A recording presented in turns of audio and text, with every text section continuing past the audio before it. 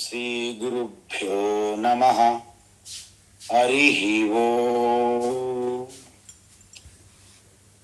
వసుదేవసుతం దేవం కంసచానూరమర్దనం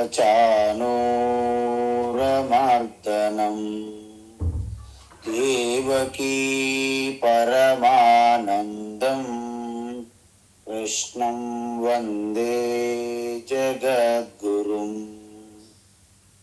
తీర్త్వా మోహార్ణవం హత్వా రాగద్వేషాదిరాక్షసాన్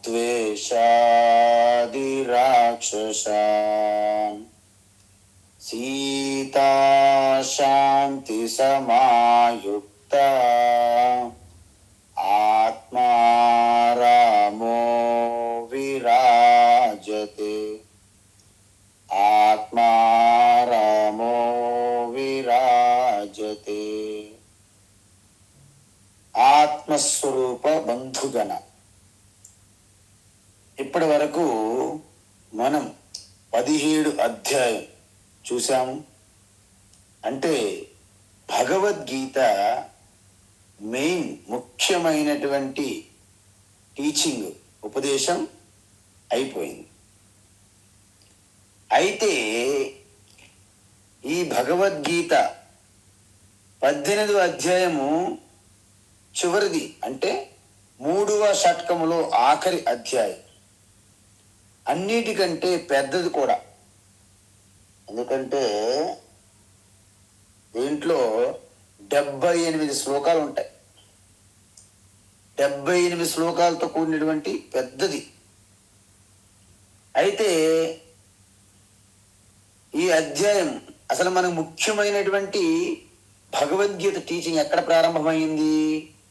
2వ అధ్యాయంలో 11వ శ్లోకం. మీ అందరికీ తెలుసు, గుర్తుండొచ్చు. అశోచ్య నన్వశోచ్యస్త్వం ప్రజ్ఞావాదాంచ భాససే అని. అంటే మొదటి అధ్యాయంలో భగవాన్ ఏమీ చెప్పలేదు, కేవలము అర్జునుడు చెప్పేది విన్నారంతే. విని అర్జునుడు ఎలా వచ్చారు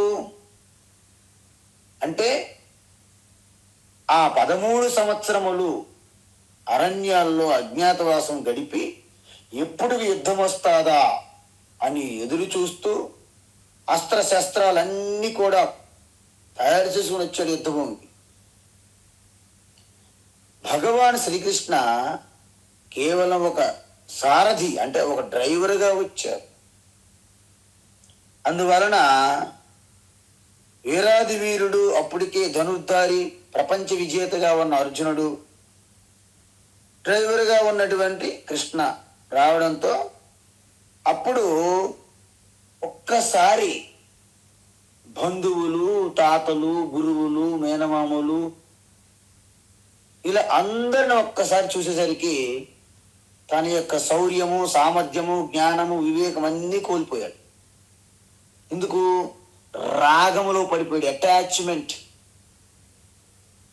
అందువలన ఒక్కసారిగా కూలిపోయాడు, కూలిపోయాడు. కానీ అర్జును యొక్క అదృష్టం ఏంటంటే, పూర్వజన్మ సుకృతమో పుణ్యమో కానీ కూలిపోయినప్పటికీ, అక్కడ వాలిపోయినప్పటికీ అక్కడ నుండి పారిపోలేదు. భగవాన్ శ్రీకృష్ణుడిని ఆశ్రయించారు. అది ఆయనలో ఉన్నటువంటి పూర్వజన్మ సుకృతం, పుణ్యం అంటారు. అందుకే అప్పుడు డ్రైవర్గా ఉన్నటువంటి భగవాన్ శ్రీకృష్ణ గురువుగా మారి గీతాచార్యుడిగా, జగద్గురువుగా అవతారం ఎత్తారు. అందుకే మనమేమన్నాము? దేవకీ పరమానందం కృష్ణం వందే జగద్గురుం తాపత్రయ వినాశాయ కృష్ణాయ తే నమో నమః. అందువలన అప్పటి వరకు గురువు కాదు అర్జునుడికి, కేవలము మిత్రుడు అంతే. ఇప్పుడు గురువుగా మారారు. అందువలన ఇప్పుడు అక్కడ మొదటి అధ్యాయం అంతా కూడా మన గీతా ఉపదేశానికి ఒక వేదిక, ఒక యజ్ఞ వేదిక ఎలాగైతే తయారు చేస్తారో మొదటి అధ్యాయం అంతా ఒక వేదిక అన్నమాట, ప్లాట్ఫామ్. ఎప్పుడైతే ఒక్కసారిగా ఆ భీష్మ ద్రోణాచార్యులు చూసి అర్జునుడు మొట్టమొదటి ఏమొచ్చింది ఆయనకి? రాగం, అటాచ్మెంట్. రాగం వలన ఆయనకి శోకములో పడిపోయాడు. అంటే వాళ్ళు బ్రహ్మాండంలో ఉన్నారు, కానీ వాళ్ళని చంపేస్తాను లేదా వాళ్ళు నన్ను చంపేస్తారు అని ఊహించుకొని శోకంలో మునిగిపోయాడు. ఒక్కసారి శోకంలో మునిగిపోయినప్పుడు మనకి ఏమవుతుందంటే మోహం అలుముకుంటుంది. అంటే ధర్మ అధర్మ, నిత్యం అనిత్యం, సత్యం అసత్యం మధ్య ఆ భేదం అంటే వివేకం కోల్పోతాం అన్నమాట. అందువలన నాకు ఏది శ్రేయస్కరమో నాకు తెలియట్లేదని భగవాన్ కాలు గట్టిగా పట్టుకున్నారు. అంటే భగవాన్ ఎలా చెప్పారు? ఇప్పుడు మన గురువులు ఉన్నారు కదా, సిద్ధ గురువుల పేరుతో అనేక రకాల టచ్లు, తల మీద చేయి పెట్టి టచింగ్ అని, శక్తిపాతం అని అంటున్నారు కదా. మరి కృష్ణ భగవాన్ అలాంటి శక్తిపాతాలు సిద్ధులు ఇవన్నీ చేస్తే ఇంత 18 అంటే దగ్గర దగ్గర 17 అధ్యాయములు గీత అర్జునికి ఎందుకు బోధించాడు అంటే భగవాన్ శ్రీకృష్ణ కంటే వీళ్ళు గొప్ప గురువులు అనమాట. ఈ శక్తిపాతాలు సిద్ధ గురువులు అనేక తంత్రాలు, అనేక రకాల శరీర పీడించి చేస్తున్నటువంటి ఈ బాహ్య శారీరక తపస్సులు చేస్తున్నటువంటి ఈ నాగ నంగ అఘోర పేర్లతో చలామణవుతున్నటువంటి తంత్రం చేస్తున్నటువంటి వీళ్ళందరూ కూడా అంటే భగవాన్ శ్రీకృష్ణ కంటే గొప్ప గురువులు అనమాట. కాబట్టి ఇదంతా మోహం, అజ్ఞానం, మూర్ఖత్వం. అందుకే భగవాన్ ఎలా బోధించారు అర్జునుడికి? మొట్టమొదటిసారిగా సంక్షిప్తంగా చెప్పారు. 2వ అధ్యాయం అంతా కూడా సంక్షిప్తంగా చెప్పడం అంటారు. అంటే మీ అందరికీ తెలుసు, ఇప్పుడు ప్రెజెంటేషన్ ఇచ్చిన లేకపోతే ఆల్ ఇండియా రేడియో న్యూస్ అంటారు, ఆల్ ఇండియా రేడియో న్యూస్. అందులో ముఖ్యాంశాలు, హెడ్లైన్స్ అని ముఖ్యాంశాలు మొత్తం చెప్తారు, హెడ్డింగ్స్ అన్ని. తరువాత మొత్తం వాటిని ఒక్కొక్క దాన్ని వివరిస్తారు. మళ్ళీ ఆఖరిలో ముఖ్యాంశాలు, చివరిగా ముఖ్యాంశాలు అంటారు. సరిగ్గా భగవద్గీత కూడా అదే మోడల్ పాటించారు భగవాన్. ముందు ముఖ్యాంశాలుగా టూకీగా చెప్పడము, తర్వాత విస్తారంగా చెప్పడము. అంటే 2వ అధ్యాయము టూకీగా ముఖ్యాంశాలుగా చెప్పారు, సమ్మరీగా. 3 నుండి 17వ అధ్యాయం వరకు విస్తారంగా చెప్పారు. మళ్ళీ 18వ అధ్యాయంకి వచ్చేసరికి మళ్ళీ ముఖ్యాంశాలు మళ్ళీ ఒకసారి సమ్మరీగా టూకీగా మళ్ళీ చెప్పడం జరిగింది. దీన్ని అద్భుతమైనటువంటి ఒక బోధ ఉపదేశ పద్ధతి అంటారు. అందువలన భగవాను 2వ అధ్యాయం ఉపక్రమ అంటారు దాన్ని. ఉపక్రమ అంటే ముఖ్యాంశాలుగా చెప్పడము. 3 నుండి 17 అంటే 15 అధ్యాయాలు పూర్తిగా విస్తారం వివరించి చెప్పడం. 18వ అధ్యాయము ఉపసంహార అంటే క్లోజింగ్ అనమాట. మళ్ళీ మెయిన్ హెడ్లైన్స్. సో ఈ విధంగా భగవద్గీత నడుస్తుంది, మీ అందరికీ తెలుసు. మరి 2వ అధ్యాయం ఏంటి? సాంఖ్యయోగము. అంటే మొత్తం భగవద్గీత యొక్క సారాంశం అంతా మీకు 2వ అధ్యాయంలో కనిపిస్తుంది. దానిని ఒక్కొక్కటి మళ్ళీ వివరంగా చెప్పుకుంటూ 3 నుండి 17వ అధ్యాయం వరకు చూసాం మనం. ఇప్పుడు మళ్ళీ సారాంశంగా ముగిస్తున్నారు అనమాట 18వ అధ్యాయం. ఇది స్కీమ్ అనమాట. అందువలన భగవాన్ శ్రీకృష్ణ ఈ 15 అధ్యాయాలు విస్తారము, 2:18 సంక్షిప్తము, మొత్తం కలిపి ఈ 17 అధ్యాయాల్లో, అంటే ముఖ్యంగా చెప్పాలంటే 15 అధ్యాయాలు అనుకోండి, 3 నుండి 17. ఇంతకీ ఏమి చెప్పారు అని ఒక్కసారి మనం చూసుకుంటే వెనక్కి తిరిగి ఆయన ఒక మాట చెప్పారు. ఆత్మస్వరూప తత్వం ఎవరైతే తన స్వరూపాన్ని దర్శిస్తారో వారికి ఆత్యంతక దుఃఖ నివృత్తి, పరమానంద అనంత ఆనందం ప్రాప్తి, దాన్ని మోక్షం అంటారు.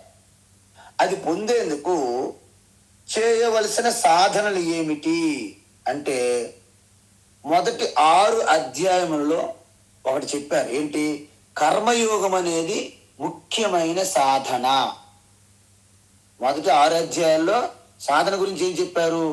కర్మయోగం అనేది ముఖ్యమైన సాధన.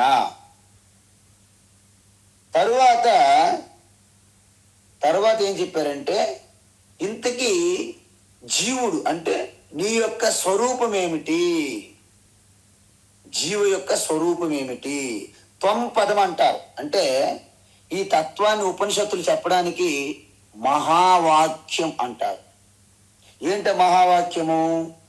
తత్వమసి అని. సో త్వము అసి, దాంట్లో త్వము ఉన్నది కదా, అంటే నీవు జీవాత్మ యొక్క స్వరూపం ఏమిటి. మూడవది మన ప్రయత్నం, అంటే పురుష ప్రయత్నం లేకుండా ఏది సిద్ధించదు. మీకు ఈశ్వర అనుగ్రహం వలన, కేవలం ఈశ్వర అనుగ్రహం వలన ఏమీ సిద్ధించవు. ఎందుకు? ఈశ్వర అనుగ్రహము దుర్మార్గుడికి ఉంటుంది, ధర్మాత్మునికి ఉంటుంది. దుర్మార్గులకి ధర్మాత్ములకి ఇద్దరికీ ఉంటుంది ఈశ్వర అనుగ్రహం. ఎలా ఉంటుంది? సూర్యకాంతి వలె. సూర్యకాంతి మంచి వాళ్ళకి చెడ్డ వాళ్ళకి వేడి వెలుతురుని కాదు, అందరికీ ఉంటుంది. కానీ ఆ వెలుతురుని వాడుకునే విధానం బట్టి ఆధారపడి ఉంటుంది. కొంతమంది పగలంతా కిటికీలు తలుపు మూసుకొని పడుకుంటారు లోపల, వాళ్ళ సూర్యకాంతి రాలేదంటే ఏం చేయాలి? సూర్యుని అనుగ్రహం లేదనా? కాదు, వాళ్ళ ప్రయత్నం లేదనమాట. అలాగా ఇక్కడ 3 చెప్పాను నేను. ఏంటి? కర్మయోగము సాధన, తర్వాత ఈ త్వంపద అంటే జీవాత్మ అంటే నా యొక్క అసలు స్వరూపం ఏమిటి, దానికి నేను ప్రయత్నం చెయ్యాలి. ఈ మూడు మొదటి షట్కంలో చెప్పారు బాగా. రెండవ షట్కంలోకి వచ్చారనుకోండి, అంటే ఎక్కడి నుండి? 7వ అధ్యాయం నుండి 12వ అధ్యాయం వరకు ద్వితీయ షట్కము అంటారు. దాంట్లో ఏం చెప్పారు? ఉపాసన యోగ సాధన లేదా భక్తి అని చెప్పాం. తరువాత తత్పద స్వరూపము. తత్పద అంటే ఈశ్వరుని యొక్క స్వరూపం ఏమిటి. చూడండి, తత్వమసి మహావాక్యం is equal to MC² Einstein లాగా. తత్వమసి అది మన ముఖ్యమైన లక్ష్యం. అందులో తత్ అంటే ఏమిటి అంటే ఈశ్వరుని యొక్క స్వరూపం ఏమిటి. మొదటిది ఉపాసన యోగ సాధన, రెండోది ఈశ్వరుని యొక్క స్వరూపం ఏమిటి, 3 ఈశ్వర కృప, ఈశ్వర ప్రసాదం, ఈశ్వర అనుగ్రహం. ముందు చెప్పాం కదా, ప్రయత్నం ఎంత ఇంపార్టెంటో ఈశ్వర అనుగ్రహం అంత ఇంపార్టెంట్. 2 అవసరం. 50-50 అంటారు. ఇప్పుడు 2వ షట్కంలో చూసాం 3: ఈశ్వరుని యొక్క స్వరూపము, ఉపాసన యోగ సాధన, ఈశ్వర అనుగ్రహం. ఈ 3 చెప్పారు ద్వితీయ షట్కంలో. మరి తృతీయ షట్కంలో ఏం చెప్పారు అంటే 17వ అధ్యాయం వరకు 13 నుండి 17 ఏం చెప్పారంటే జ్ఞానయోగ సాధన అన్నారు. జ్ఞానయోగ సాధన అంటే ఏంటి? ఇటువంటి సాధన చేయాలని అడగొద్దు మీరు. ఎందుకు? మనం చెప్పిందే చెప్పాం 10 సార్లు 100 సార్లు చెప్పుంటాం. గురు శాస్త్ర శ్రవణము, మననము, నిధిధ్యాసనాన్ని జ్ఞానయోగ సాధనం అంటారు. సో మొదటి జ్ఞానయోగ సాధన 3వ షట్కంలో, 2 జీవ ఈశ్వరుని యొక్క ఐక్యం గురించి చెప్తారు. ఎందుకు?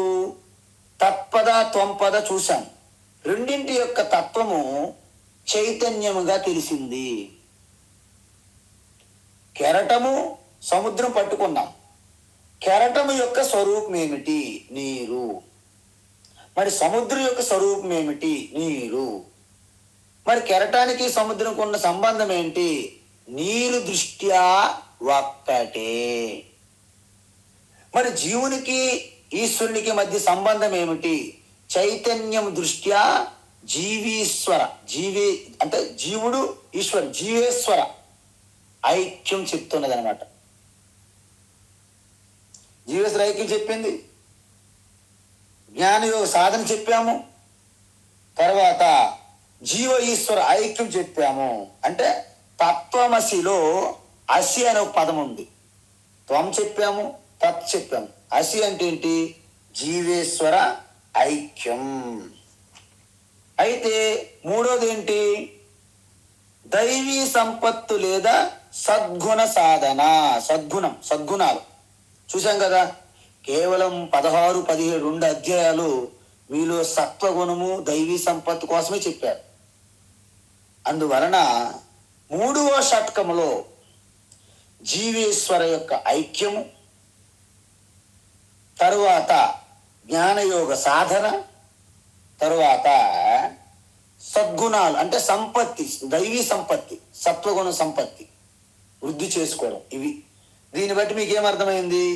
3 షట్కాలలో మనకేంటి? మనకు ప్రయత్నం ఉండాలి, ఈశ్వర అనుగ్రహం ఉండాలి, మనలో దైవీ సంపత్తి ఉండాలి. ఇవి మీరు మర్చిపోకూడదు. ఈ మూడింటిని ఉంటేనే ఆ మనిషి ఈశ్వరుని సాక్షాత్ ఆత్మస్వరూపంగా నిరంతరం దర్శిస్తారు. ధ్యానంలో దర్శించడం, ఏదో పుణ్యక్షేత్రంలో దర్శించడం, గురువు గారి దగ్గర దర్శించడం, ఆశ్రమంలో దర్శించడం అలా ఉండదు. ఎల్లప్పుడూ కెరటం ఒక్కసారి నేను నీరుని తెలుసుకుంటే సముద్రంలో ఉన్నప్పుడు ప్రతి క్షణం కూడా నీరుగానే దర్శించవచ్చు సముద్రాన్ని. అలా సో ఈ విధంగా చూడండి, మనకి ఒక లౌకిక విజయం మనం పొందాలన్నా మనం ఎంతో ప్రయత్నం చేస్తేనే అది అవుతుంది. ఈశ్వర అనుగ్రహం మన చుట్టూ ఉన్నటువంటి వాతావరణ పరిస్థితులుగా ఉంటుంది. ఎందుకు ఈశ్వర అనుగ్రహం అంటే మీకేదో లడ్డు పులిహారిలా ఉండదు. అది వాతావరణ మార్పులు, చుట్టూ ఉన్న వ్యక్తులు, అనేక రకాలు కలిసి మన ప్రారబ్ధము అంటాము. ప్రారబ్ధముని ఇంకొక అర్థం ఏంటంటే ఈశ్వర అనుగ్రహం అంటాం. సో ఇప్పుడు చూడండి ఒక్కసారి మొదటి షట్కము కర్మయోగ సాధన, త్వంపద అంటే జీవ స్వరూపము, తర్వాత పురుష ప్రయత్నం, మానవ ప్రయత్నము. అదేవిధంగా 2వ షట్కంలో చూసుకోండి, ఉపాసన యోగ సాధన, ఈశ్వర స్వరూప విచారణ అండ్ ఈశ్వర అనుగ్రహము. 3వ షట్కంలో చూడండి, జ్ఞానయోగ సాధన, జీవ ఈశ్వరుని యొక్క ఐక్యము, తర్వాత దైవీ సంపత్తి గురించి. ఈ విధంగా మీకు ఒక సింహావలోకనం అంటారు, అంటే విహంగ వీక్షణం అంటారు. గరుడ గమనం అంటారు కదా, అలాగా. సో ఈ విధంగా మనము దీన్ని దృష్టిలో పెట్టుకోండి. మీరు ఇప్పుడు భగవద్గీత 18 అధ్యాయంలోకి మనము ప్రవేశించబోతున్నాము. మనం ప్రవేశిస్తున్నాము, కానీ వ్యూహములో అభిమన్యుడిలా ప్రవేశించకూడదు సుమా. అర్జునుడి వలె ప్రవేశించాలి.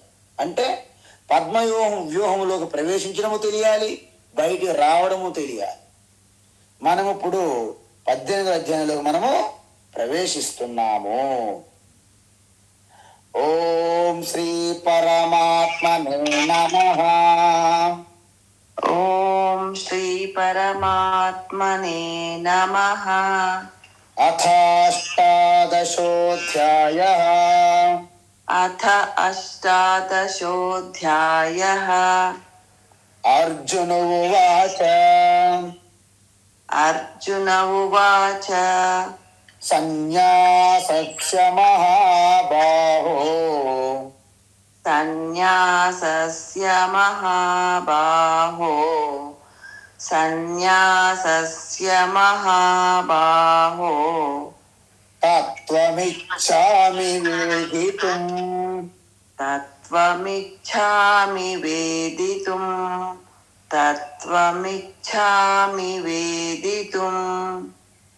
త్యాగస్య చ ఋషికేశ త్యాగస్య చ హృషీకేశ త్యాగస్య చ హృషీకేశ పృథక్ కేశినిషూదన పృథక్ కేశి నిషూదన పృథక్ కేశి నిషూదన సన్యాసచ్చ మహాబాహో తత్వమిచ్ఛామి వేదితుం సన్యాసస్య మహాబాహో తత్వమిచ్ఛామి వేదితుం సన్యాసస్య మహాబాహో తత్వమిచ్ఛామి వేదితుం త్యాగస్య చ ఋషికేశ పృథక్ కేశినిషూదన త్యాగస్య చ హృషీకేశ పృథక్ కేశి నిషూదన త్యాగస్య చ హృషీకేశ పృథక్ కేశి నిషూదన. ఉత్తమం. ఇప్పుడు చూడండి, భగవద్గీత ఎంతవరకు నడిచిందండి. అసలు ఇంత విశాలంగా విస్తారంగా బోధ ఎవరు కొట్టుకుంటుంది. అందుకే గురువులు శిష్యులు అంత షార్ట్ కట్లు వెతుక్కుంటున్నారు. అయితే ఒకటి చూడండి, 15 అధ్యాయులు ఇంత వివరంగా చెప్పినప్పటికీ అర్జునుడికి ఇంకా డౌట్ ఉంచుకున్నాడంటే అర్జునుడికి గిన్నీస్ బుక్లో అవార్డులు ఇవ్వాలి. ఇప్పుడు పెద్ద పెద్ద అవార్డులు, నోబెల్ పురస్కారాలు ఏవి ఉంటాయి, ఆస్కార్ అవార్డులు. ఎందుకంటే మామూలు విషయం కాదు ఇది. ఇంత వివరంగా 15 అధ్యాయాలు అంటే 3వ అధ్యాయం నుండి 17వ అధ్యాయం వరకు ఇంత వివరంగా చెప్పినప్పటికీ అర్జునుడు ఇంకా ఒక డౌట్ పట్టుకొని ఉంటున్నాడంటే అర్థం ఏంటి? ఆయన యొక్క సమాధానాన్ని ఆశిస్తున్నాడు శ్రీకృష్ణుడి నుండి. ఏంటి సమాధానము? ఎందుకంటే ఇప్పుడు ఆత్మ జ్ఞానము తేలిగ్గా అర్థం కాదు అనడానికి అర్జునుడే ఉదాహరణ మనకి. అందుకే మనుష్యాన సహస్రేషం చెప్పడానికి కారణం. ఎందుకు? ఇప్పుడు శ్రీకృష్ణ అర్జున యొక్క సంవాదం దీర్ఘంగా జరిగింది. అయితే ఒకటి మీరు గుర్తుంచుకోవాలి, ఏంటి? అర్జునుడు ఎట్టి పరిస్థితుల్లో కూడా కురుక్షేత్రం నుండి బయటికి వెళ్ళిపోవాలని ఆయన లోపల నుంచి ఉంటుంది. దాన్ని ఒక్కసారి గ్రీన్ సిగ్నల్ శ్రీకృష్ణ ఇస్తే చాలు, వెంటనే హరిద్వార్ ఋషికేశ్ వైపు రథంతో తీసుకొని పోతాడనమాట. ఎందుకు? సన్యాసం తీసుకోవాలని ఆయనకి హ్యాపీగా లోపల ఉంది. అంటే సన్యాసం తీసుకుంటే బాగుంటుందని లోపల ఏదైతే ఆన్సర్ పెట్టుకొని వచ్చారో శ్రీకృష్ణుడు, అవును ఓకే అర్జున, నువ్వు ఇప్పుడు సన్యాసం చూసి పర్వాలేదు అన్నాడు అనుకోండి, ఇంక హ్యాపీ, ఇంకా అక్కడ మాయమైపోతాడు అర్జునుడు. అందువలన ఆ మాట ఆయన నోటి నుండి రావట్లేదని పదే అటు తిప్పి ఇటు తిప్పి అటు తిప్పి ఇటు తిప్పి అదే అడుగుతున్నాడు చివరికి. అందువలన ఏమంటున్నాడు? అడిగిన ప్రశ్నే వేరువేరుగా అడుగుతున్నారు. అంటే ఈ బోధ మొత్తం విన్న తర్వాత మళ్ళీ ప్రశ్నించడాన్ని అనుప్రశ్నలు అంటారు. అందువలన గురువు వాటిని తప్పకుండా తీర్చాల్సిందే, తప్పించుకొని వీల్లేదు. అందువల్ల చాలా మంది గురువులు అసలు సమాధానం చెప్పరు. ఎందుకు చెప్పరు? వారు ఎలా చేయరు శిష్యుల్ని. అంటే శిష్యుల్ని బుద్ధి ద్వారా ఆలోచించే విధానాన్ని పూర్తి ఆపేస్తారు వాళ్ళు. మరి ఏం చెప్తారు? గురువు ఏది చెప్పాడో అదే ఆలోచించాలి, అది ప్రాబ్లం. అలా శ్రీకృష్ణ అలా కాదు, మనకు ఆలోచించే విధానాన్ని చెప్తున్నారు తప్ప పలాయింది ఆలోచించండి అని చెప్పరు గీత. అందువల్ల చివరికి అటు తిప్పి ఇటు తిప్పి మళ్ళీ అదే ప్రశ్న అడుగుతాడు. ఎందుకంటే సన్యాసం అంటే మళ్ళీ ప్రశ్న అడిగాడు. ఎందుకంటే తనకి సన్యాసం వైపే మొత్తం మక్కువ, యుద్ధం చెయ్యాలని ఎప్పటికీ లేదు ఇంక పూర్తిగా. అందువలన ఏదో ఒక రకంగా సన్యాసం వైపు నాకేమైనా అవకాశం ఉందా అంటే చివరి ప్రయత్నంగా, అంటే అట్లీస్ట్ ఏదో ఒక రకంగా నేను సన్యాసం వెళ్ళడానికి నాకు ఛాన్స్ ఉన్నదా ఇంకా అని చివరి ప్రయత్నం చేసుకుంటాడు ఆయన కూడా. ఎందుకంటే సన్యాసం స్వీకరించి ఋషికేశ్ వెళ్ళిపోతే అక్కడ ఎటువంటి ప్రాబ్లమ్స్ ఉండవు, సమయానికి క్షేత్రాల్లో భిక్ష దొరుకుతుంది, గురువుల్ని తాతల్ని బంధువుల్ని చంపాననే ఒక ఆయనకు ఆత్మగ్లాని ఉండదు అని ఆయన భావిస్తున్నాడు. అందువలన చూడండి, మన వాళ్ళు కూడా ఒక్కొక్కసారి అడిగిన ప్రశ్న అడుగుతుంటారు. మన దగ్గరికి వస్తుంటారు కొంతమంది, వాళ్ళు ఆల్రెడీ చాలా గురువుల దగ్గర వినే ఉంటారు, మన దగ్గరికి వస్తారు. సో వాళ్ళ ప్రశ్నకి వాళ్ళ సమాధానం కూడా ఉంటుంది వాళ్ళ దగ్గర, కానీ అది కరెక్టా కాదా అని చెక్ చేసుకొని మన దగ్గరికి వస్తారు. స్వామీజీ దగ్గర చెక్ చేసుకుంటే స్వామీజీ కూడా అదే ఆన్సర్ ఇచ్చారనుకోండి, ఓ సూపర్ అండి అని వెళ్ళిపోతారు అన్నమాట, చంకలు గుద్దుకొని. అందువలన మనం ఆ ఆన్సర్ ఇవ్వలేదు అనుకోండి, తిప్పి తిప్పి అటు తిప్పి ఇటు తిప్పి అదే ప్రశ్న అనేక రకాలుగా అడుగుతుంటారు. ఎందుకు? ఆ ఆన్సర్ కావాలి వాళ్ళకి.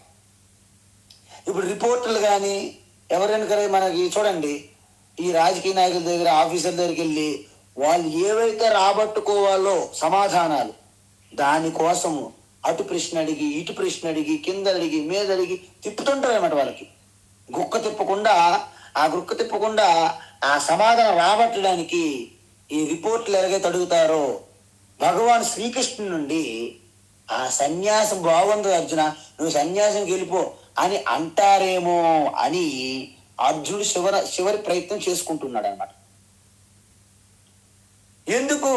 ఎందుకంటే ఆయన 12 సంవత్సరములు అరణ్యవాసం చేశాడు, 1 సంవత్సరం అజ్ఞాతవాసం చేశారు. అంటే 13 సంవత్సరములు అడవుల్లో ఉన్నారు. ఈ 13 సంవత్సరాల్లో ఆయన సన్యాసి అవ్వడానికి మంచి అవకాశం అవ్వలేదు. అస్సలు సన్యాసం కావాలని అసలు ఆలోచన కూడా రాలేదు ఆయనకి.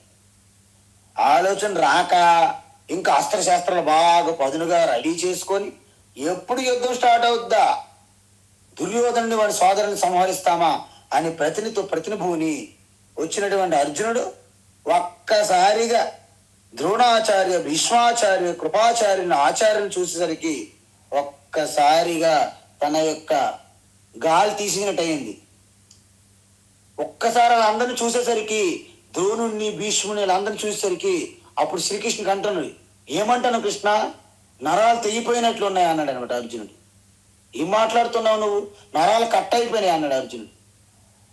అందువలన ఒక్కసారిగా కర్తవ్యాన్ని ధర్మాన్ని పక్కన పెట్టి అనురాగంలో పడిపోయాడు. అందువలన ఎంత అనురాగము శోకము మోహములో పడిపోయినా ముందే చెప్పాను, అర్జునునికి పూర్వజన్మ సుకృతం ఉన్నది కాస్త. అందుకే కృష్ణ పరమాత్మని కాలు గట్టిగా పట్టేసుకున్నాడు. అందువలన ఈ విధంగా ఎప్పుడైతే అర్జునుడు గత 13 సంవత్సరాల్లో ఈ సన్యాసం గురించి అసలు ఆలోచన లేదు, ఇప్పటికిప్పుడు వచ్చింది ఆయనకి వైరాగ్యం. అంటే ఆ వైరాగ్యము శాశ్వతం కాదు అని కృష్ణ పరమాత్మ స్పష్టంగా తెలుసు. కానీ అర్జునుడు ఎంతో స్మార్ట్ గా, చాలా స్మార్ట్ అనమాట. ఎందుకంటే అర్జునుడు కూడా చాలా గొప్పవాడు, జనరల్గా లౌకికంగా వ్యావహారికంగా గ్రేట్ పర్సన్. ఆయన సింగింగ్ వచ్చు, మ్యూజిక్ వచ్చు, డ్యాన్స్ వచ్చు, ఆయన రాని విద్యలు లేవు. ఆయనకు కూడా చాలా 10 నామాలు ఉన్నాయి. అర్జున, కిరీట, గాంధీవ, ధనంజయ, శబ్దవేది, శైవసాచి అన్ని చాలా ఉన్నాయి, పాల్గొన, ధనంజయ. కాబట్టి గ్రేట్ పర్సన్. కానీ ఆయన ఎంత స్మార్ట్ గా యాక్టింగ్ చేస్తున్నాడంటే, ఏదో ఒక రకంగా శ్రీకృష్ణుని ద్వారా సన్యాసం నువ్వు స్వీకరించుకో అర్జున అని చెప్పించడానికి ప్రయత్నం చేస్తే ఆయనకంటే స్మార్టర్ పర్సన్ కృష్ణ. అర్జునుడు 2 ఆకులు తింటే దాన్ని 4 ఆకులు తిన్నారు, 4 పండ్లు తిన్నటువంటి పర్సన్ అనమాట కృష్ణ. కాబట్టి ఆయన ఏమంటున్నాడు, నీకు సన్యాసానికి యోగ్యత లేదు, పో. మరి అలా ఏం చేయాలి? అయితే సన్యాసం అంటే ఏమిటి చెప్పాలి. ఇప్పుడు నాకు సన్యాసం వద్దంటారు కరెక్టే, అసలు సన్యాసం అంటే ఏంటి, నేను ఇప్పుడు ఉన్నాను, ఈ సన్యాసమా అని చెప్పడానికి భగవాన్ శ్రీకృష్ణ ఒక కొత్త నిర్వచనం తీసుకొస్తున్నారు ఇక్కడ. ఏంటది? నిజమైన సన్యాసం అంటే కర్మయోగమే అన్నాడు కృష్ణ. నిజమైన సన్యాసం అంటే కర్మయోగమా? ఎస్ అర్జున, నిజమైన సన్యాసం నువ్వు కావాలనుకుంటున్నావా, లేకపోతే ఏదైనా పైకి సన్యాసం కావాలనుకుంటున్నావా? నో, నిజమైన సన్యాసం. నిజమైన సన్యాసం అంటే కర్మయోగమే అన్న. అలా కాకుండా మనకి జనరల్గా సన్యాసం అంటే ఏంటి అంటే కాషాయ వస్త్రాలు బాహ్యంగా తీసుకోవాలి, దానికి ఒక వ్రతం ఉంటుంది, ఆ వ్రతం చేయాలి, ఆ యొక్క యజ్ఞోపవం తీసేయాలి, ఆ పిలక కట్ చేయాలి, గురువు గారు కొత్త వస్త్రాలు ఇస్తారు, కాషాయ వస్త్రాలు ధరించాలి. ఆ తర్వాత ఎక్కడికో ఆశ్రమంకి వెళ్ళి దీన్ని ఆశ్రమ సన్యాసం అంటారు. పెద్ద పండగలా చేస్తారు వ్రతం. సో అలా కాకుండా నిజమైనటువంటి అంటే అర్జునుడు ఏంటి, సన్యాసి బట్టలు వేసిస్తే ఏదో రకంగా యుద్ధంను తప్పించుకోవచ్చు. ఎందుకు? సన్యాసి యుద్ధం చేయరండి బాబు, అది ఆయన ప్లాను. మెల్లగా కాషాయ వస్త్రాలు ధరించేస్తే నేను యుద్ధం చేయాలని అవసరం నాకు ఉండదు, ఎవరు చేయమని అడగరు, నేను చేయక్కర్లేదు, అది కోరుకుంటాడు అర్జునుడు. కానీ ఆయనకంటే తెలివైనడు కదా, మహా జగద్గురు కృష్ణ అంటే మామూలా. కాబట్టి ఆయనేమంటున్నారు, కర్మయోగము నిజమైన సన్యాసము. మామూలు సన్యాసం ఉంది, ఓకే ఓకే, బట్ నిజమైన సన్యాసం ఏంటి? కర్మయోగము. అది ఏమైనా కొత్తగా చెప్తున్నారా? ఆల్రెడీ ఇంత ముందు చెప్పేశారు భగవాన్. 6వ అధ్యాయం మీకు గుర్తుందా? అనాశ్రిత కర్మ ఫలం కార్యం కర్మ కరోతి యః స సన్యాసీ చ యోగీ చ న నిరగ్నిర్న చాక్రియః యం సన్యాసమితి ప్రాహుః యోగం తం విద్ధి పాండవ నహ్య సన్యస్త సంకల్పః యోగీ భవతి కశ్చన. 6వ అధ్యాయంలో స్టార్టింగ్ లో చెప్పారు, అర్జున ఎవరైతే అనాశ్రిత కర్మఫలం అంటే కర్మల యందే అధికారం తప్ప కర్మఫలం ముందు లేకుండా ఎవరైతే కర్మయోగం చేస్తారు అంటే ఈశ్వరార్పణంగా కర్మ చేస్తారు, వచ్చిన ఫలితాన్ని ఈశ్వర ప్రసాదంగా స్వీకరిస్తారు. అలా చేసే వ్యక్తి నిజమైన సన్యాసి, ఆయన నిజమైన యోగి అన్నారు. ఇది గృహస్థ ఆశ్రమంలో ఉన్న వారందరికీ భగవాన్ శ్రీకృష్ణుడు వారు వచ్చినటువంటి అద్భుతమైనటువంటి వరం. అంతవరకు కొంతమంది సన్యాసులకి గృహస్థాశ్రమం అంటే చులకన తక్కువ అని భ్రమ ఉండేదేమో. అందువలన ఆ భ్రమ మూలాలు వేలు నుండి తీసేయాలని శ్రీకృష్ణ పని. ఎందుకు? ఆయన స్వయంగా గృహస్థుడు కదా, లేకపోతే ఆయనకి కొంపలు అంటుకుంటాయి. అందువలన తన స్థానాన్ని రక్షించుకోవడానికి భగవాన్ శ్రీకృష్ణ గృహస్థులుగా ఉన్నప్పటికీ మీరు కర్మయోగులైతే మీరే శ్రేష్టమైన సన్యాసులు, శ్రేష్టమైన యోగులు.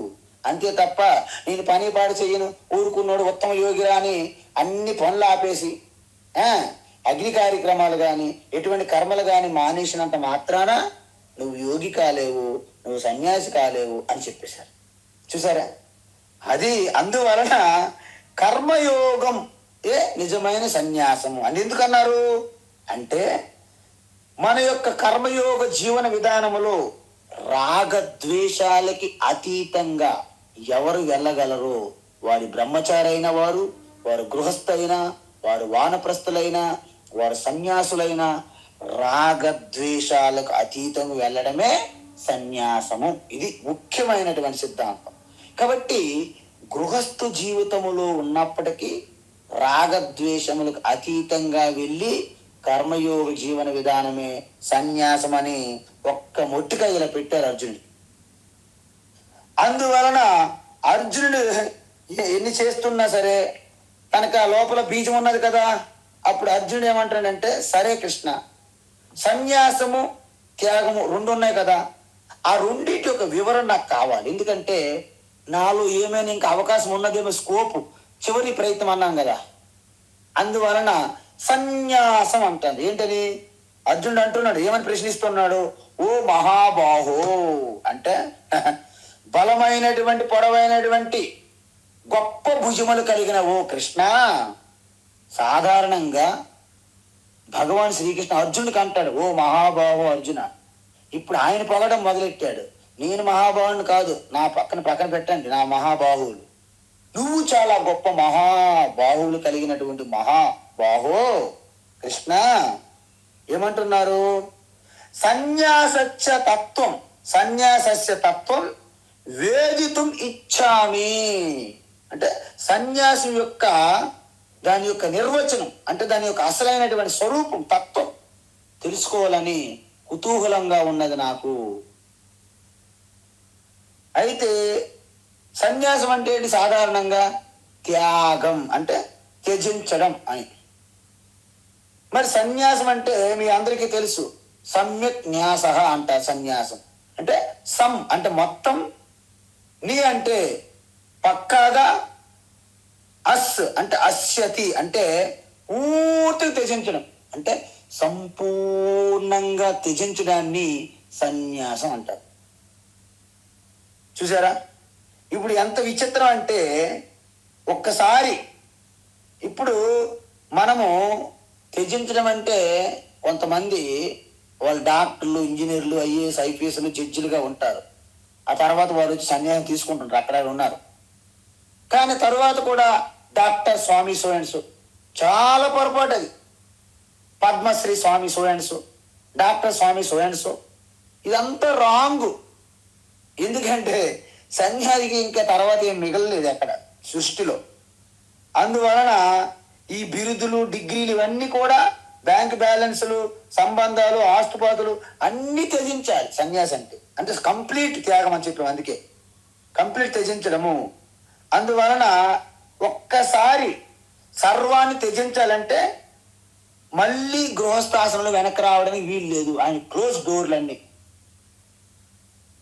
అందుకే సన్యాసం తీసుకునే ముందు అంత ఆషామాషిగా సన్యాస దీక్ష ఇవ్వరు.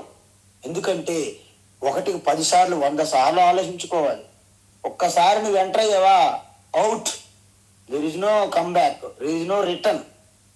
అందువలన సన్యాసం స్వీకరించడం అనేది almost all out of society అన్నమాట. కాబట్టి ఇక్కడ ఆయనకి అర్జునుడు ఏమంటున్నాడు? ఓ మహాబాహో, ఓ కేశవ, ఓ ఋషికేశ, ఓ కేశని శోధన, 3 పేర్లతో పొగుడుతున్నాడు. ఎందుకు? ఇన్ని స్తోత్రం చేసి పొగిడితే ఇప్పటికైనా నా సన్యాసం గురించి చెప్తారేమని, వెళ్ళిపోమని. అందువలన ఋషికేశ అని సంబోధిస్తున్నాడు అర్జునుడు. ఏంటి ఋషిక అంటే? నేను చెప్పాను, ఋషిక అంటే ఇంద్రియాలు. ఋషికానా ఈశ, ఇంద్రియములన్నిటికీ వెనుక ఉన్నటువంటి ఆత్మ చైతన్య ప్రభు. అందువలన ఉపనిషత్తులు ఏం చెప్పారు?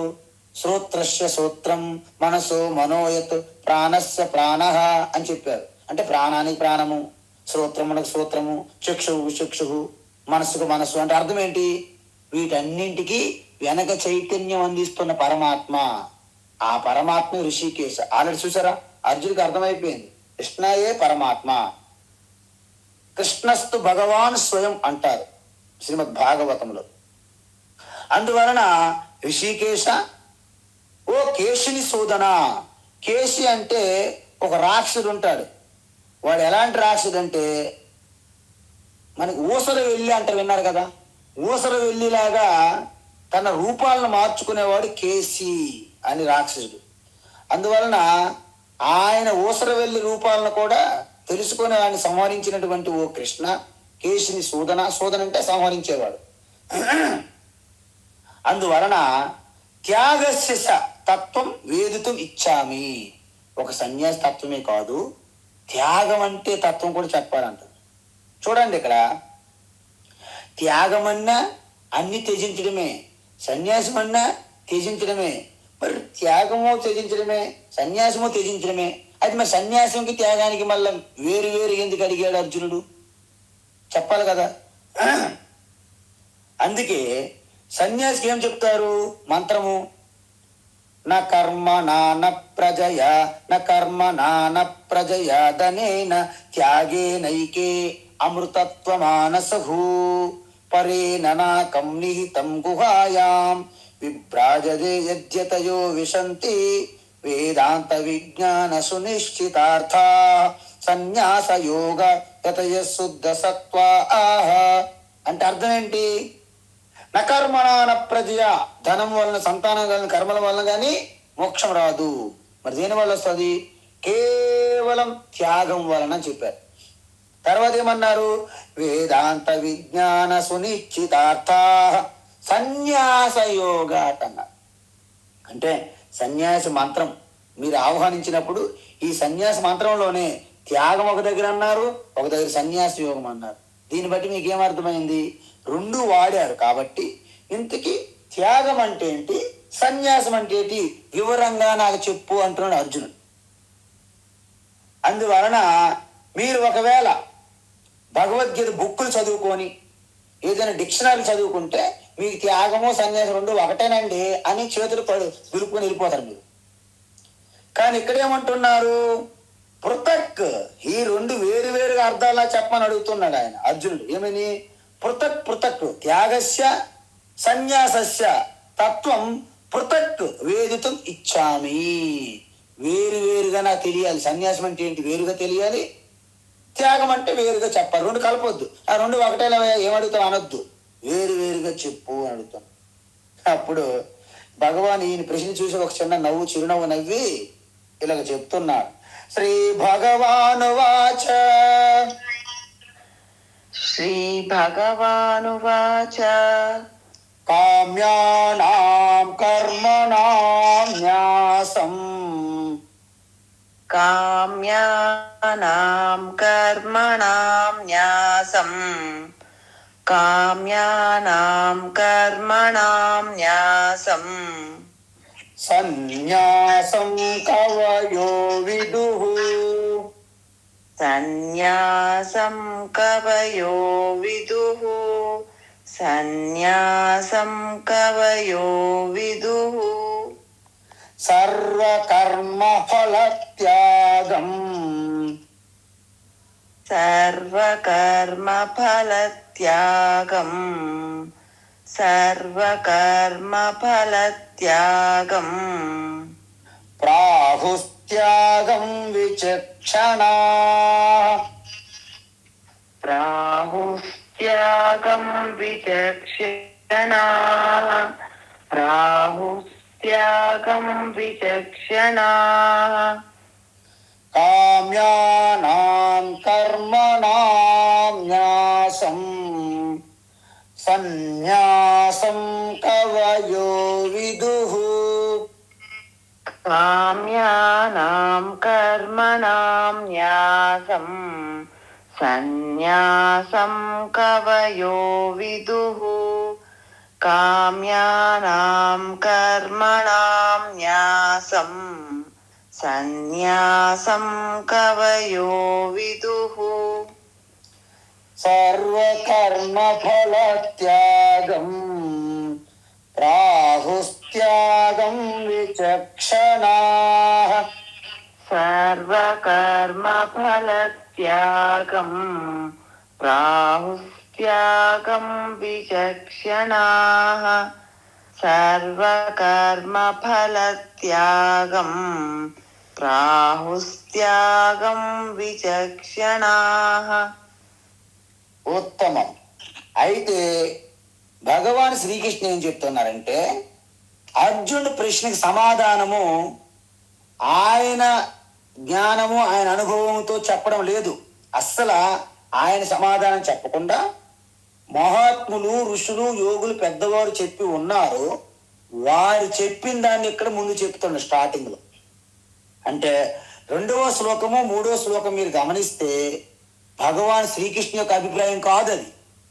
అంటే అర్జునుడు అడిగిన ప్రశ్నకి సన్యాసం యొక్క తత్వం ఏమిటి, త్యాగం యొక్క అసలు స్వరూపం ఏమిటి అడిగినప్పుడు భగవాన్ తన అభిప్రాయం ముందు చెప్పకుండా పెద్దలు, ఎందుకంటే భగవాన్ శ్రీకృష్ణ కంటే ముందు పెద్దలు ఉన్నారు కదా పరంపర మంది, అందువలన ఋషులు యోగులు ఇంతకు ముందు ఏదైతే నొక్కి ఒక్క నుంచి చెప్పి ఉన్నారో దానిని తీసుకొచ్చి ముందు అర్జునుడు చెప్తున్నారు. చూడయ్యా అర్జున, సన్యాసం అంటే ఇలా అంటున్నారు, త్యాగం అంటే ఈ విధంగా చెప్పారు అని ఆ పెద్దవారి యొక్క వాక్యాలని భగవాన్ శ్రీకృష్ణ ఇక్కడ ముందుస్తున్నారు అర్జునుడు ముందు.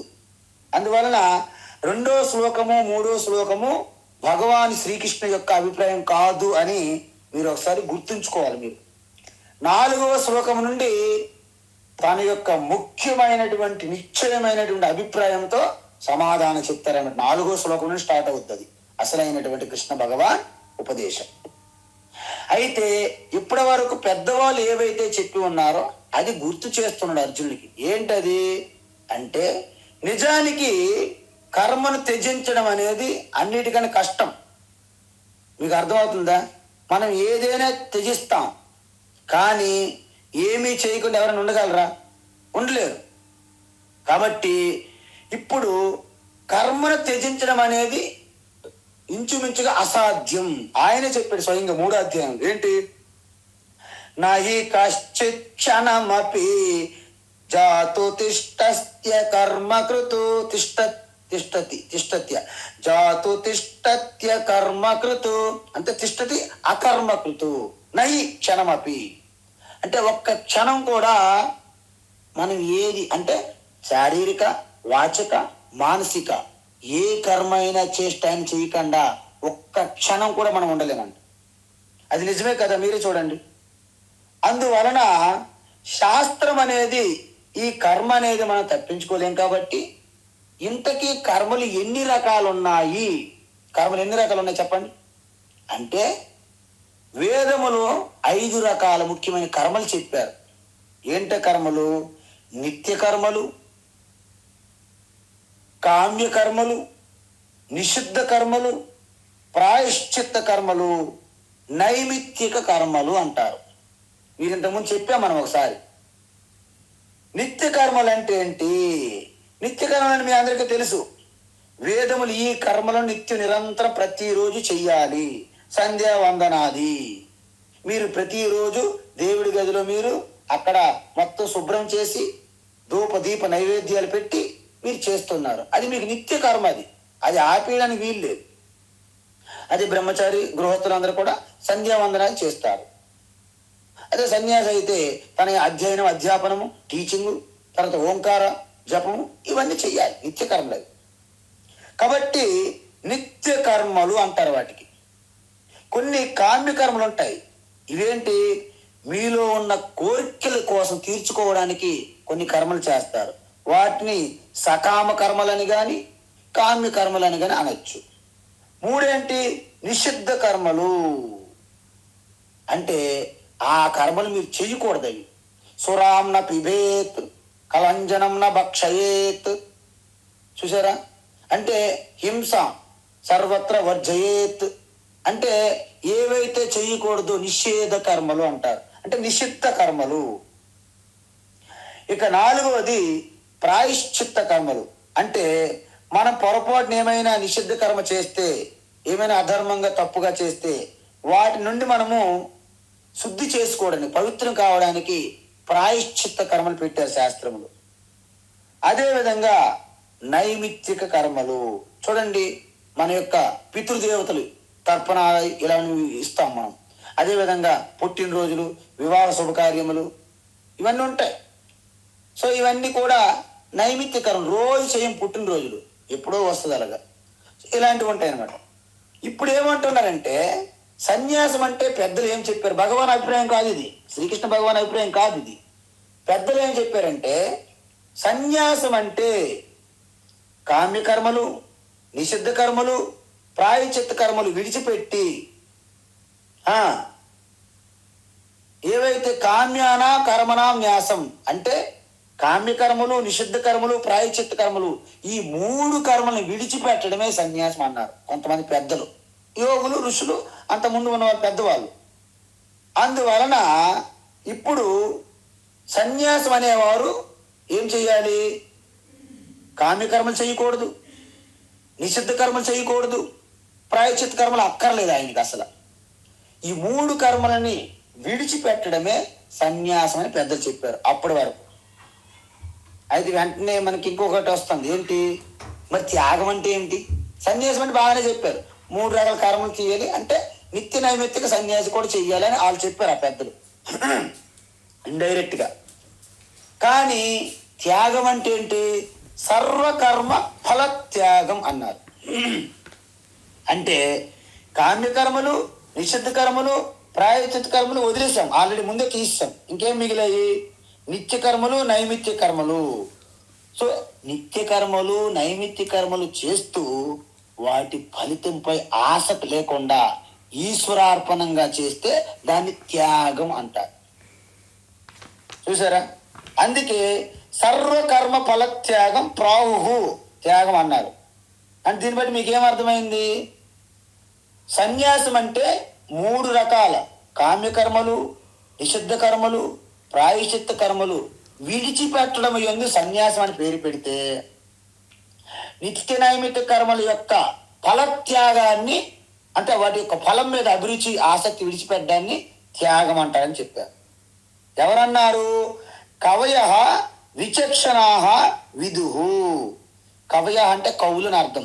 కవి అంటే వీళ్ళు మన కవులు కాదు, విప్లవ కవులు, విరసం కవులు, విప్లవం వర్ధిల్లాలి ఈ కవులు కాదు. వీళ్ళందరూ ఈ రొమెల్ల తాపర్ అని పెద్ద పెద్దలు ఉంటారు ఢిల్లీ యూనివర్సిటీలో.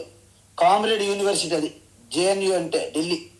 మొత్తం చైనా, రష్యా యొక్క సిద్ధాంతాలు పట్టుకొని అంతా మొత్తము మన సంప్రదాయాన్ని, సంస్కృతిని మట్టిలో కలిపేశారు ఢిల్లీలో కూర్చొని.